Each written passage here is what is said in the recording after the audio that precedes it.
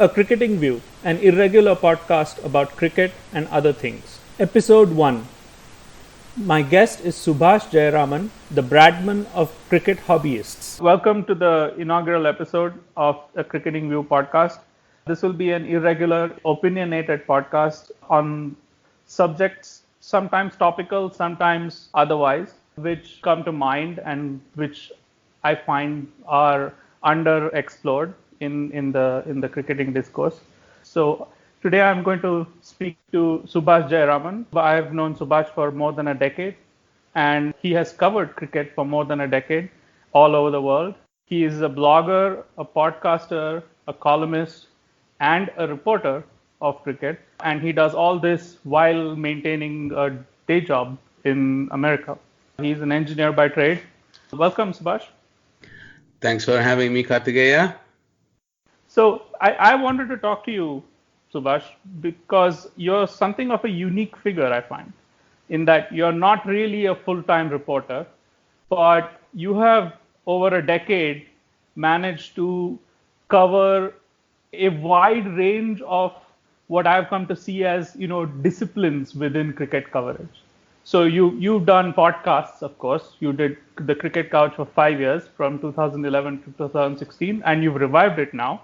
You've covered tours. You've covered a World Cup. You've done commentary for Test Match Sofa as a guest. Tell me, has this been by design? Have you sought all these varied experiences? I wish I could say it is all by design, but it is not. It's an approach of taking life as it presents itself, more than anything. Comes from a realization that I had as, in my early 20s or something, probably watching some Hollywood movie, perhaps, that I shall not have regrets, on my deathbed, which is that means that I should do whatever that I can that is reasonable within reach, with some work, so on and so forth. So I've always obviously been interested in cricket, and living in the United States as a student, playing cricket as well.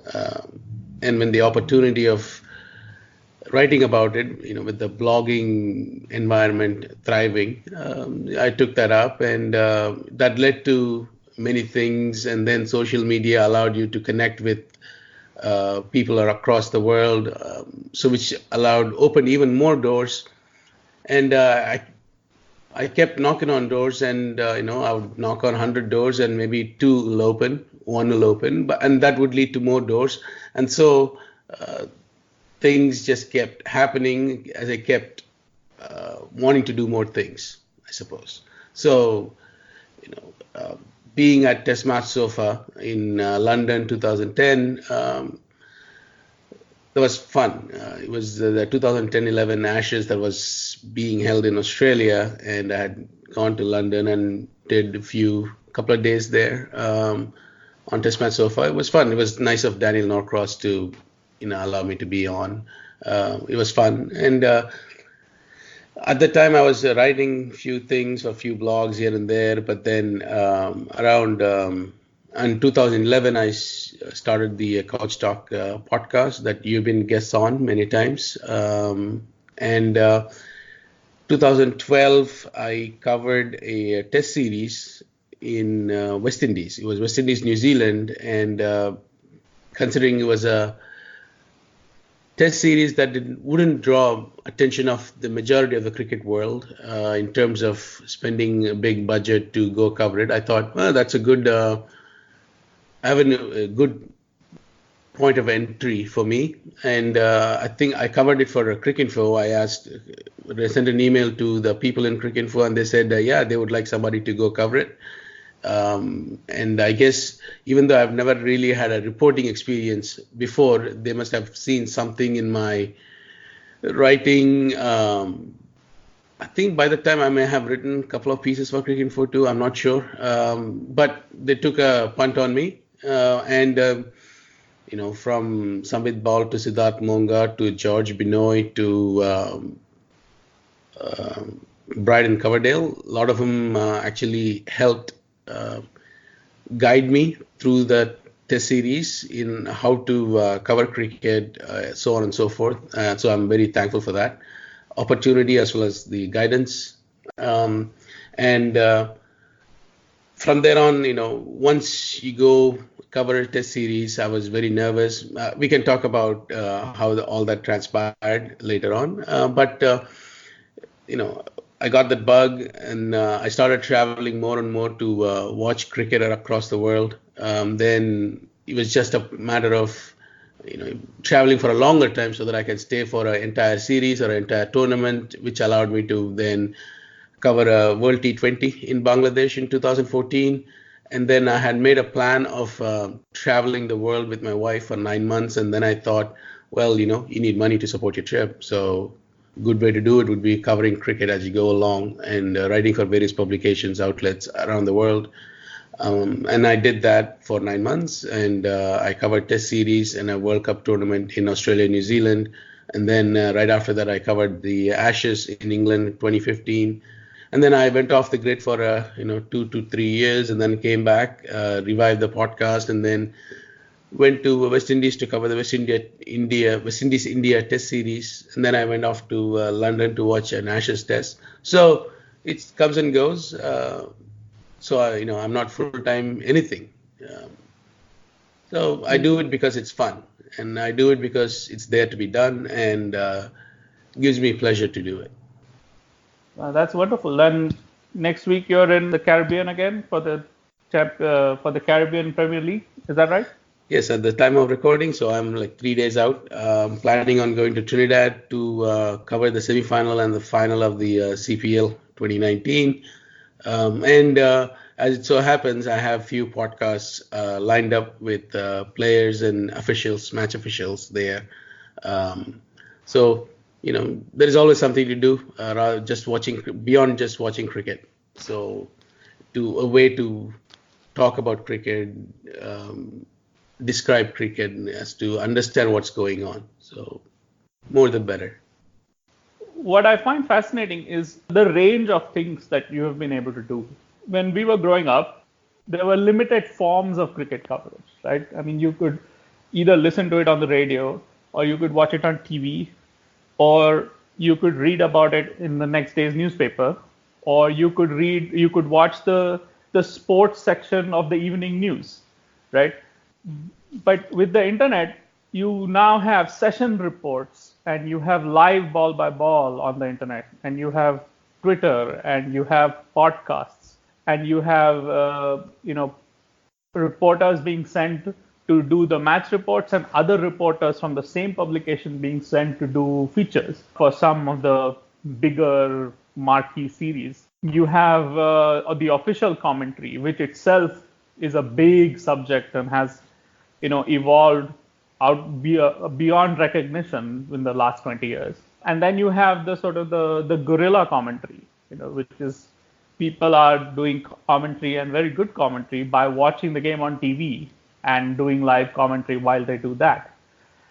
So with all these forms, and you worked in many of these forms, so are you conscious that the forms are different when you work in these different forms? And are the sort of requirements of each form sort of explicitly evident to you? Or do you think of everything as, it's just observing cricket? Well, yes and no, in the sense that it is still observing cricket, talking about cricket, but to the level of detail and the depth, and in some cases breadth that you do, varies from the different forms. You cannot, if you're doing a 2 to 3 minute clip, whether it's audio, video, or for that matter, you're sending a 280 characters tweet. There is only so much you can pack into that, so much information, so much detail. There are certain things that you cannot do in certain formats that you choose, certain things you can do. So, which is why you try to explore many different formats, because I'm sure, as I do, so does everybody else that watches cricket, covers cricket, or consumes cricket, however you want to call it, has to say, to everybody thinks they have a very unique point of view, and you are no different to it than I or anybody else, and they want to convey that to the wider world. If you can pass that information along, or what you think is your understanding of what is going on in a more engaging / entertaining way to the reader, listener, viewer, then you've done a good job of conveying information. And then the better you get at it, and more people engage with you because you're doing a good job of it, then you try to identify what you're really good at and what areas you need to work on. Just to step back, you talked about growing up.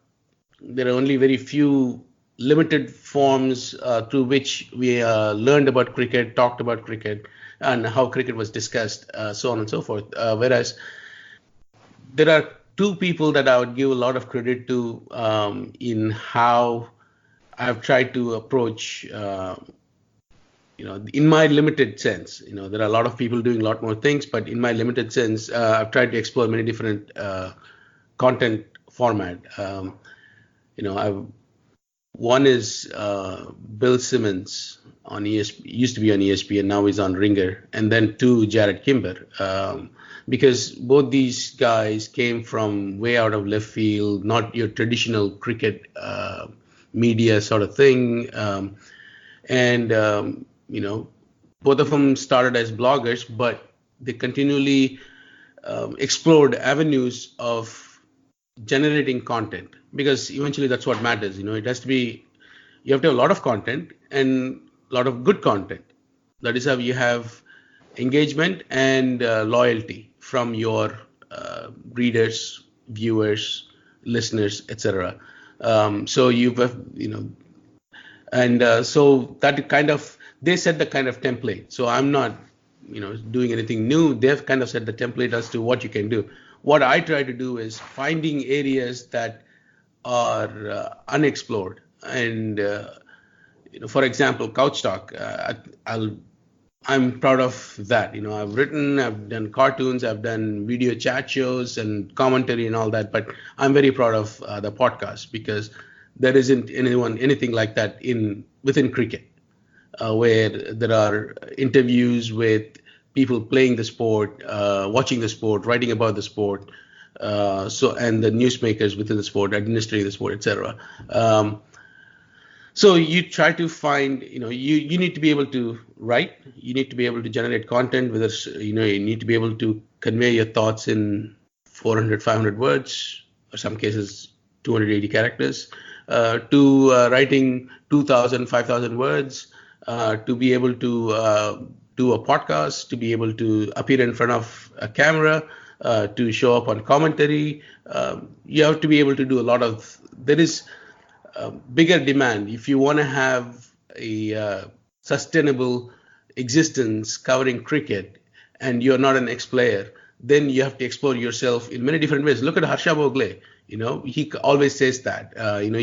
He's one of the more well-known global voice in calling cricket these days, and yet he continuously tries to do things. I mean, during this, we're recording this on after day 4 of India-South Africa Test Series, and Harsha Bhogle has started a new thing with Cricbuzz called Cricbuzz Chatter, where it's to the camera show that he's doing with Sean Pollock, and I'm sure you'll have different guests depending on different series. So, if that guy who has done everything and is known and has made all the money that he'll ever need, still continually exploring, then as should we, any of us that is been in cricket for 6 months or 60 months or 16 years, whatever. You need to continually try to see what is it that you can do, way that you can provide content that is unique, informational to the people watching cricket. Broadly, there are sort of two, it seems to me, points in time when you discuss cricket, right? One is while it's going on, which is the live color commentary, whether it's on the internet or on TV or on radio. And the second is a reflection at the end of the game or at the end of the day about what you saw. How are they different? What do you try to do in one which you don't try to do in the other? The first one, obviously, you have to convey what's going on immediately, and you have to say that with authority. Whereas after the game has played, the dust has settled, you have time to reflect, and you try to pick it apart. You find the various strands. One is immediacy, another one is reflective. That's the fundamental difference between those two things. As the action is unfolding, you cannot go into any sort of deep discussions about existential realities of cricket and all that, because the sport is happening and you need to address that first and foremost. And that's moving at, roughly one delivery every 30 to 60 seconds. So you need to address that. So you don't have much time to think when you're covering sport live.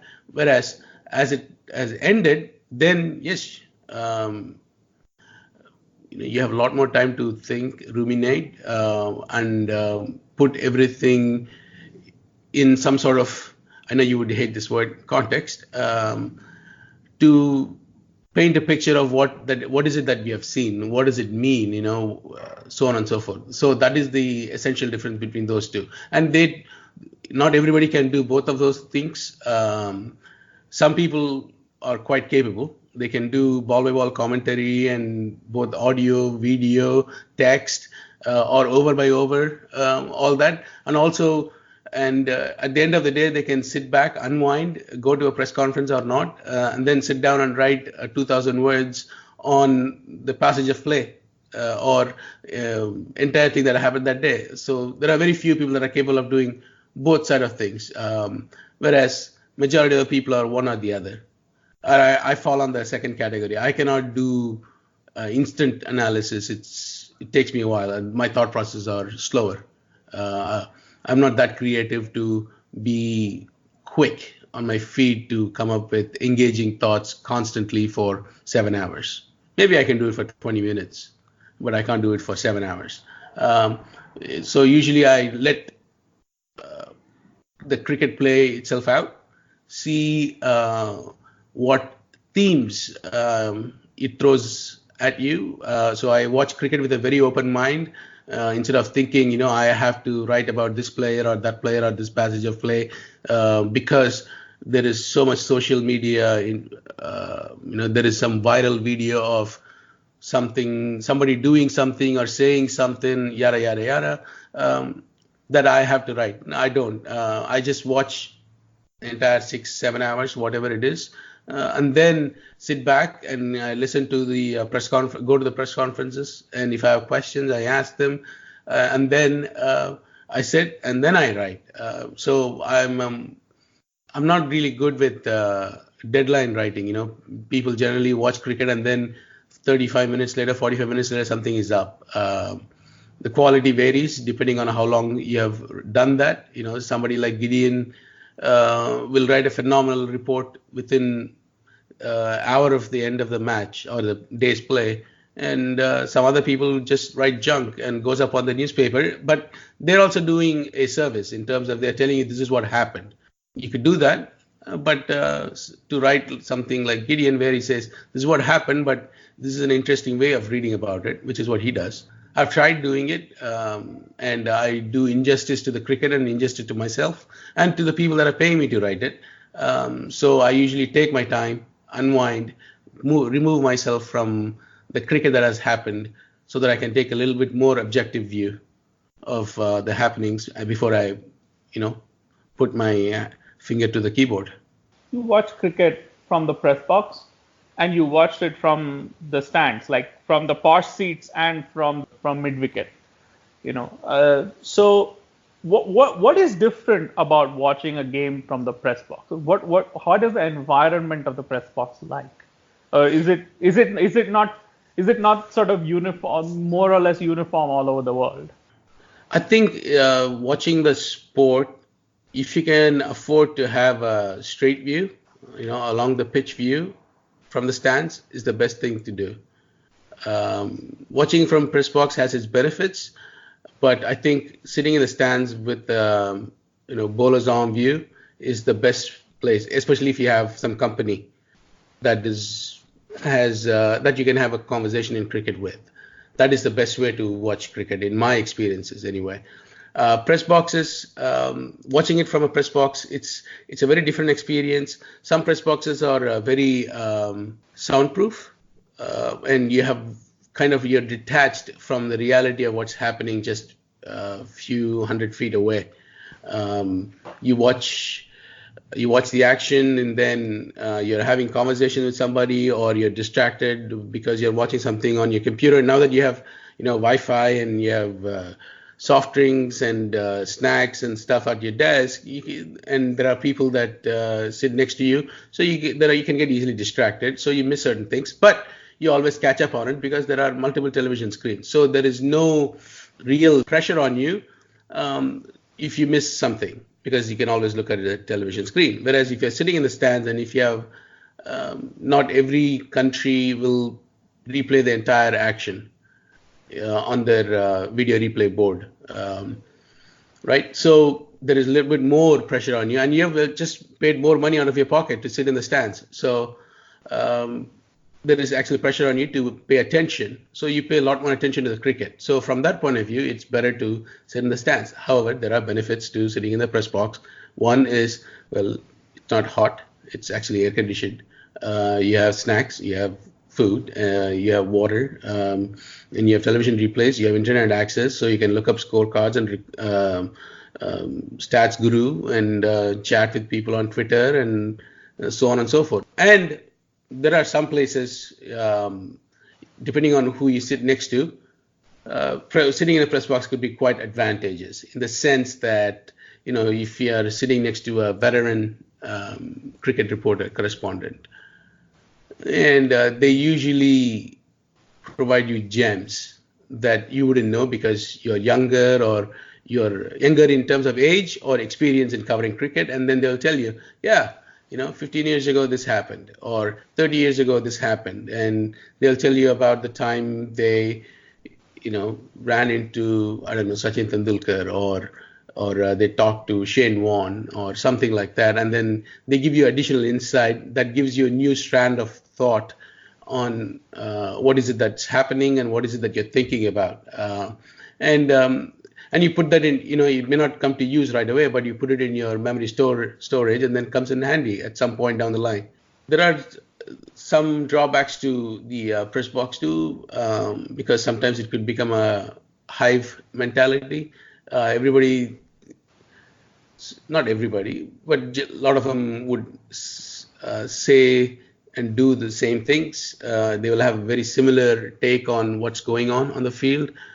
So maybe they all came to the same conclusion independently, but I think that would be a very naive take on things. So, and sometimes it gets very frustrating too, because when you watch cricket, or write about cricket, talk about cricket, interview people and all that, you learn about the sport. You learn about the contest between the bat and ball. You understand. Then you learn certain truths, and then you hold them to be truths. And then people will come along and say outrageous things. For example, there was this person in a press box in West Indies, and there was an appeal. I think it was the hat-trick delivery, actually. It was Bumrah's hat-trick delivery, bowled to Shamar Brooks. And he gets LBW, or hits the pad. There's a very polite appeal, but then Bumrah gives up. Umpires, Paul Rifle gives not out, but Kohli wants it and they get it. And then there is another person, they are within the West Indies system. And they start immediately talking about conspiracy theories about DRS and how ball tracking gets fixed and this and that. And as it turns out, ball tracking said it was out and there was no inside edge. So he gets his third wicket hat trick and all that. And so sometimes it's very frustrating when you hear completely unhinged, uneducated opinions just being spouted. People are saying because they know the language, they can utter a few words and then string together a sentence. They make claims and thoughts and think they are being either clever or funny or insightful, and they're none of those things. And it grates you. And this is not a unique situation. Sometimes you hear some off-base thoughts, cynical thoughts.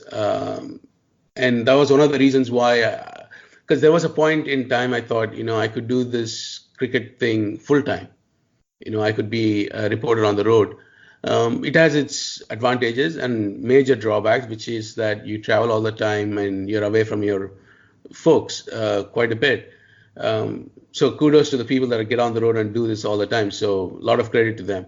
But I realized I couldn't do it.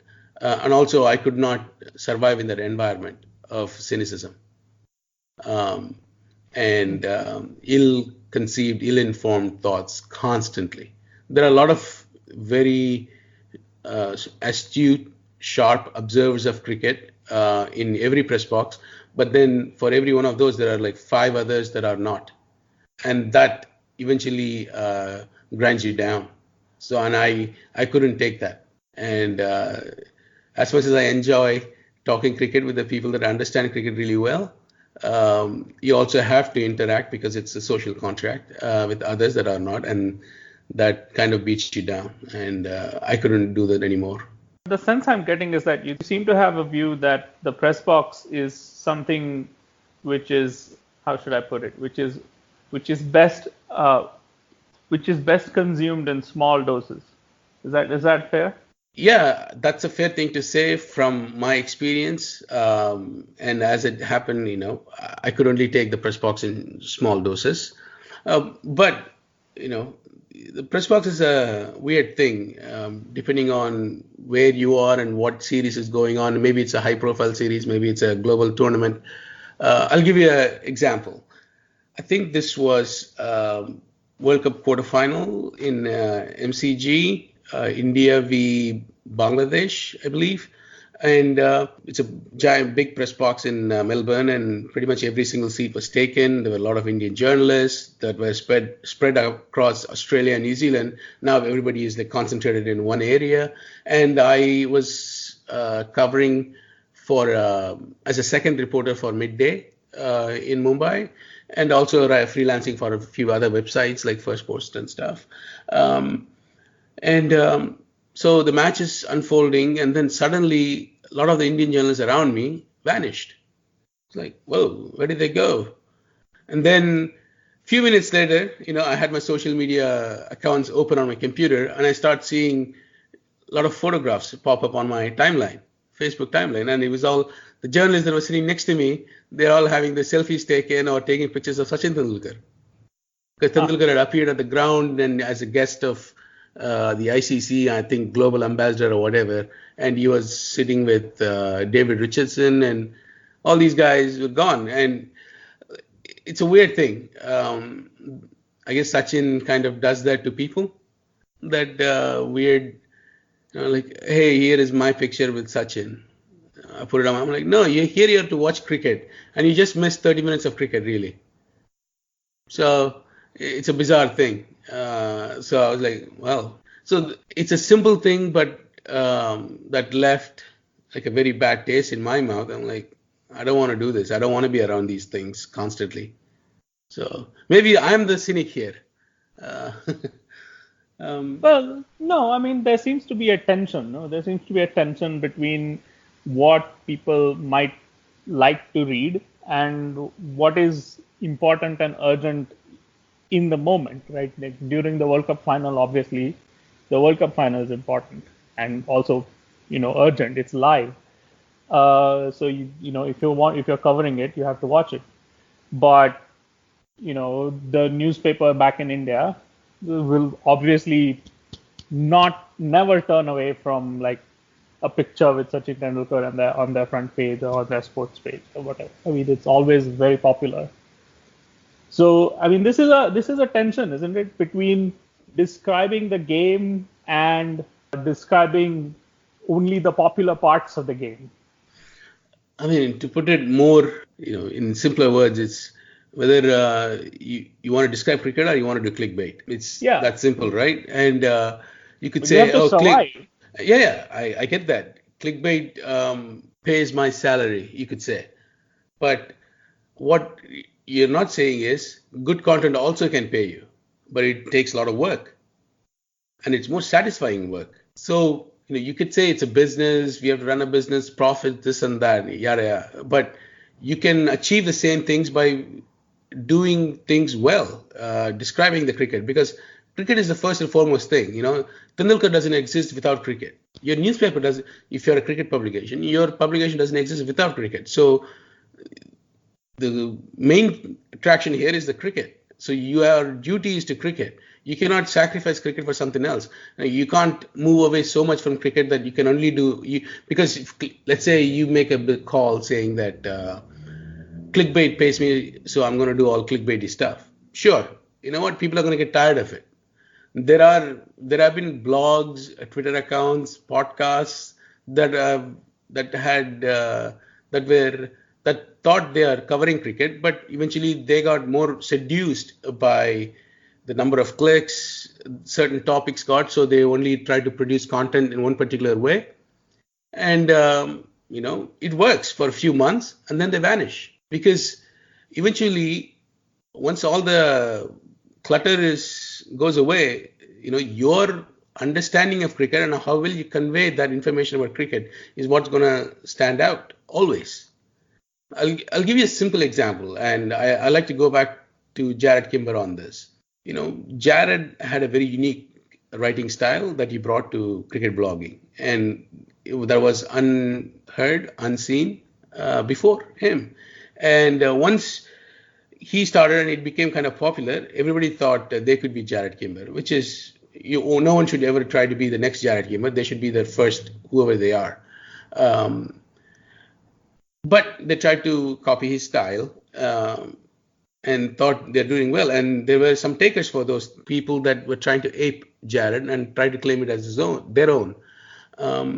But then Jared, however he provided content, always was rooted in excellent understanding of cricket. So his knowledge of cricket, knowledge of the history of cricket, and understanding the fine balance between bat and ball and the contest is as good as anybody that is covering cricket. So everybody thinks because of how his content comes across, they think they can copy it.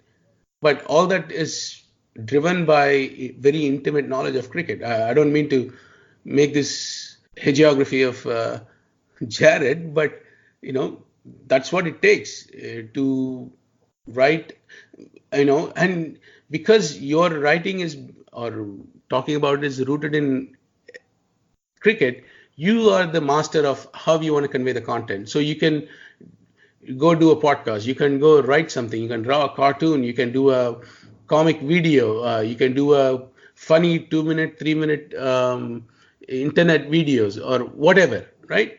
Because you're very sound in your understanding of cricket and that you're always being true to that. Whereas people that see one aspect or one format of Jared and think they can copy it, they're very limited. They're not coming to it from the right point of view. So to go back to your question, the tension, sure, it exists. I think it's a perceived tension. One saying that, we need to do clickbaity stuff because that is popular. It's a race to the bottom. You have to make the call saying that, content will always win out. Content is the king. If you keep generating good content, really thoughtful content over a long period of time, that will win out eventually. So if you're making short-term decisions, sure, short-term clickbaits, pictures with Sachin Tendulkar or whoever else, or you write a piece about how Rohit Sharma was heard on the microphone swearing, great. But if you're not talking about Rohit Sharma's knocks, opening innings and playing in two different, he basically played two different innings.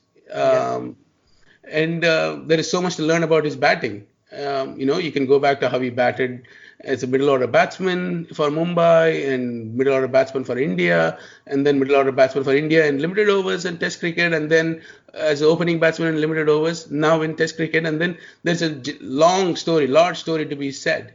And you can break it into many different pieces and you can keep writing on Rohit Sharma for 10 days. But, here is Rohit Sharma swearing at Chetar Pujara.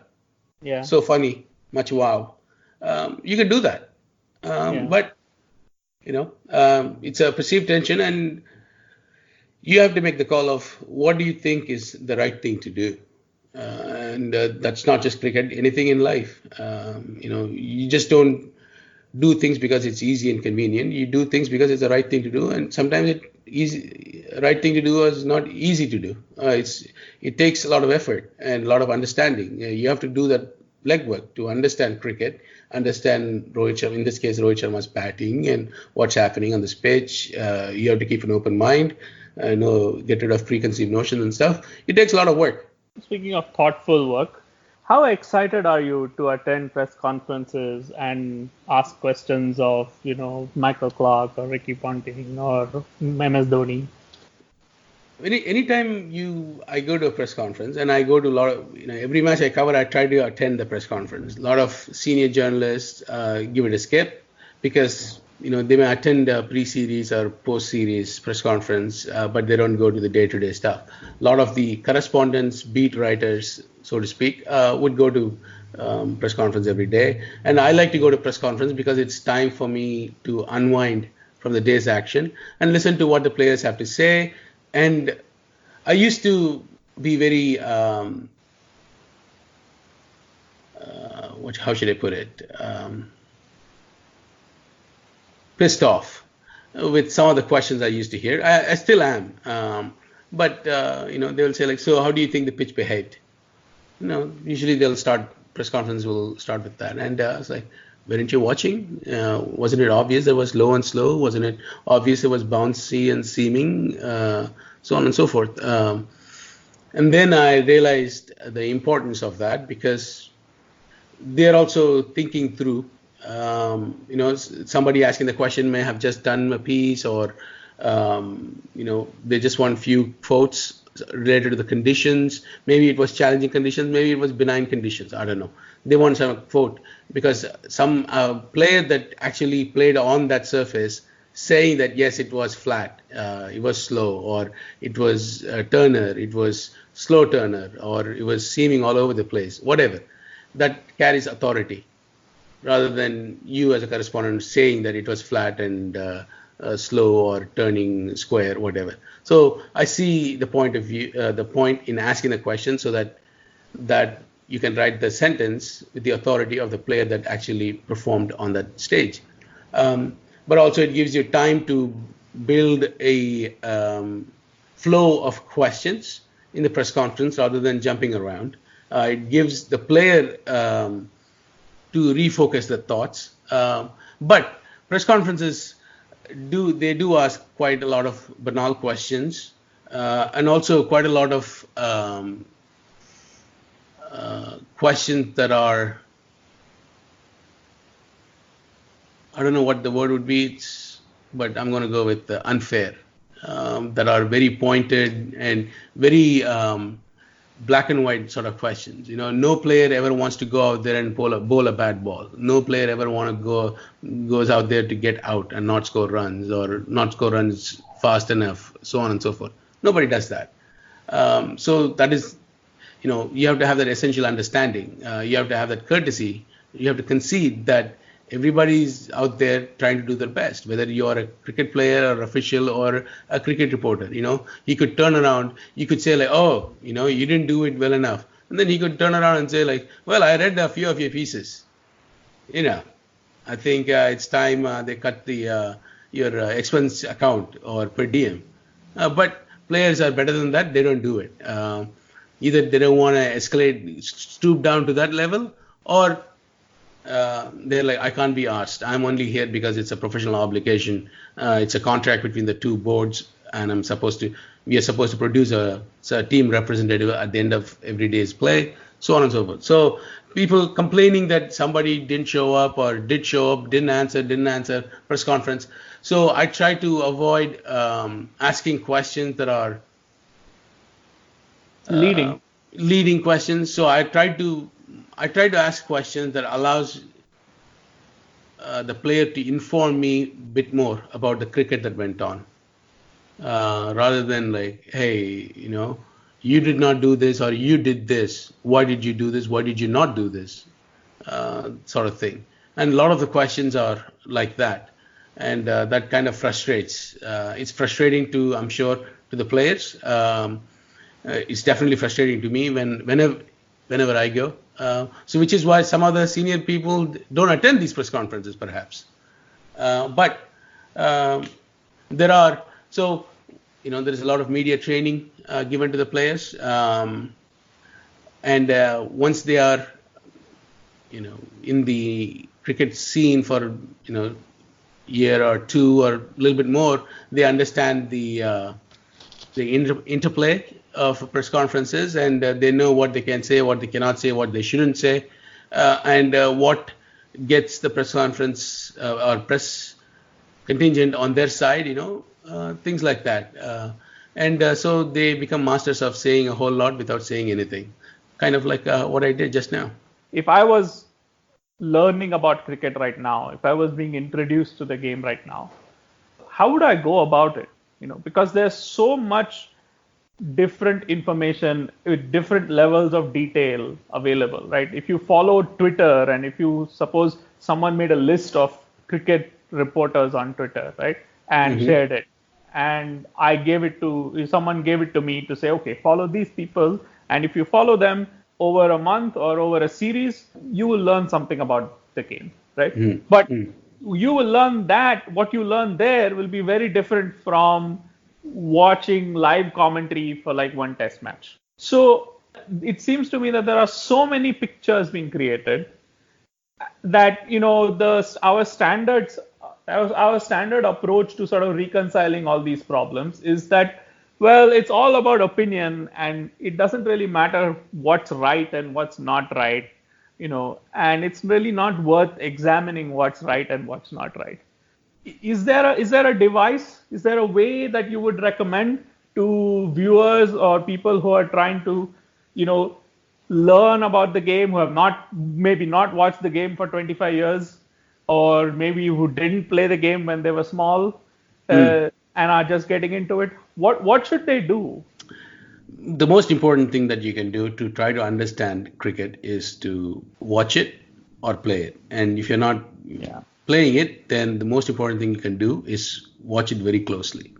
Of course, when you watch it closely, it's better to watch it from the stadium. But TV also paints a picture, but you only see a particular point of view, even on television, that the producer wants you to see. Which is why watching it in a stadium with somebody that has seen and followed and talked about cricket a long time, so that you can ask questions. Now, if you don't have that opportunity, then the best way to do would be to watch it very closely, listen to what the experts on television have to say. Test cricket, when you're watching it, you have to understand how is the bowler trying to get the batsman out. That's the first thing you have to ask. And then you look at where the fielders are, what angles the bowler is trying to bowl, so on and so, and what kind of batsman it is, and that should tell you a lot of what is happening. And that is the only question you have to keep asking every single delivery. How is the bowler trying to get the batsman out this delivery? We've been talking about the press and all the different forms of the press, and one of the roles of the press is not merely to sort of produce content for consumers, right? It is to cover a sport, and a sport is a unique thing in society, right? This is why I think this question is an interesting one to end on, and it's open-ended, right? I don't think we can answer it here, but it's worth thinking about. I think that it has become very easy to publish an opinion. By default, you sort of get to a stage where, well, it's all opinion, it doesn't really matter. And do you think that runs some risk of sort of us becoming okay with not caring about what's true and what's not true, or about the possibility of some things being true and some things being not true, or some things being good arguments and some things not being good arguments? There is always that danger. If you think something doesn't make sense, you should say something does not make sense. You're only rude in how you ask the question, not because you asked the question. So you should never shy away from asking the question. Always ask the question. What's the worst that's going to happen?